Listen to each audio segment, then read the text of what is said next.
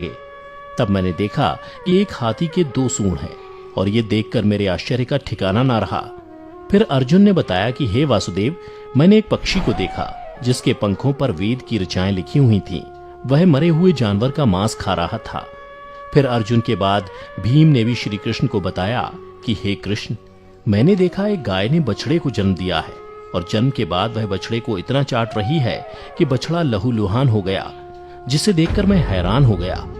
भला कोई माता अपने बच्चों के साथ ऐसा कर सकती है? उसके बाद श्री कृष्ण ने सहदेव से पूछा, सहदेव तुम बताओ, तुमने वन में क्या देखा?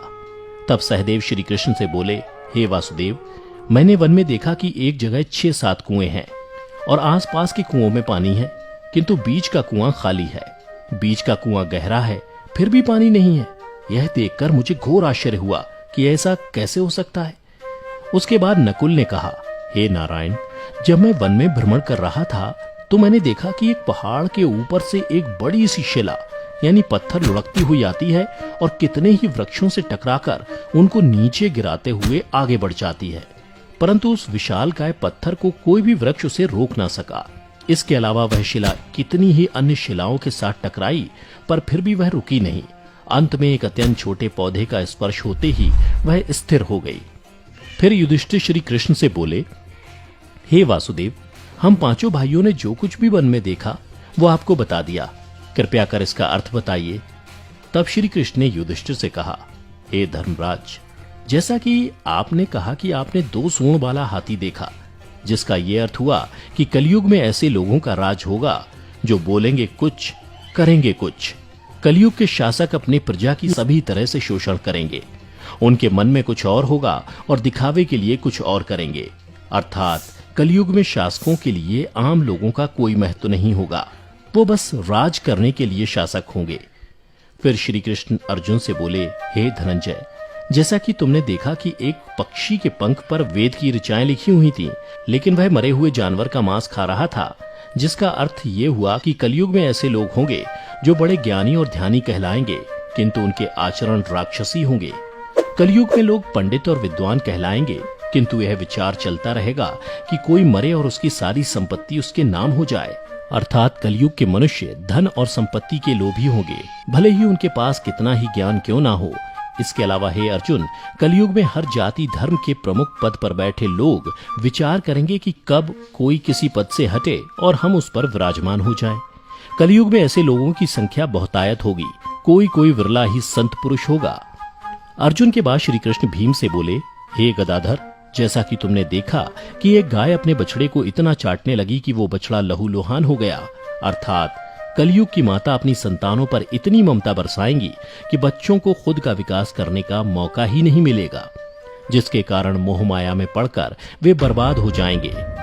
इसके अलावा किसी का बेटा घर छोड़कर साधु बनेगा तो हजारों व्यक्ति दर्शन करेंगे, किंतु जब मनुष्य का अपना बेटा साधु बनेगा तो रोएंगे कि मेरे बेटे का क्या होगा।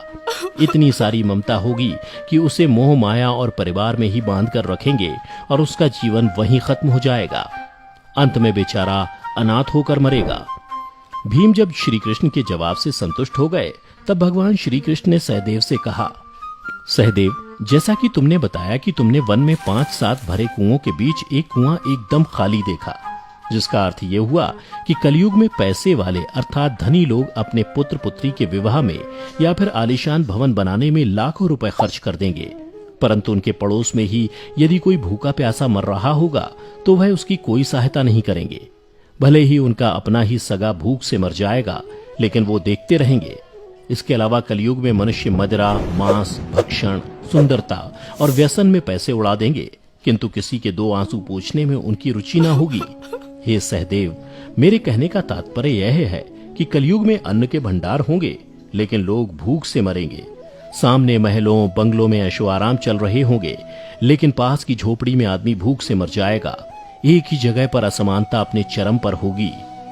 श्री कृष्ण की बातें सुनकर सहदेव को सारी बातें समझ में आ गईं।